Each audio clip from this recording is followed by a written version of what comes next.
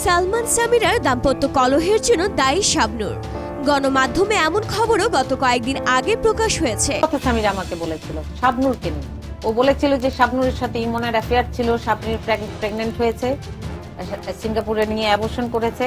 এগুলি সবই সামিরার মুখ থেকে শোনা। সালমান শাহের পরিবারের সন্দেহের তালিকায় থাকা সামিরার স্বামী মোস্তাক ওয়াইজও গণমাধ্যমকে বলেছেন, সালমান সামিরার মধ্যে শাবনূর তৃতীয় ব্যক্তি। তিনি একটি রোল প্লে করেছেন। বিভিন্ন সময় তাকে নিয়ে ঝগড়া করতেন সালমান সামিরা। এই মোস্তাক সালমান শাহের বাল্যবন্ধু। সালমানের মৃত্যুর ৩ বছর পর তিনি সামিরাকে বিয়ে করেন। এমন খবরের ভিত্তিতে সম্প্রতি দেশের এক গণমাধ্যমকে দেওয়া সাক্ষাৎকারে চিত্রনায়িকা শাবনূর বলেন, সামিরাকে তো আমি অনেক পছন্দ করি। আমি যখন সালমান শাহের সঙ্গে শুটিং করতাম, সামিরা তখন সবসময় শুটিং স্পটে থাকতো। আর ওকে ছাড়া সালমান কখনো আমার শুটিং ইউনিটে আসেনি। আর সামিরা রুবিকে এরকম কিছু বলতে পারে বলে আমার মনে হয় না। ওকে আমি ব্যক্তিগতভাবে চিনি।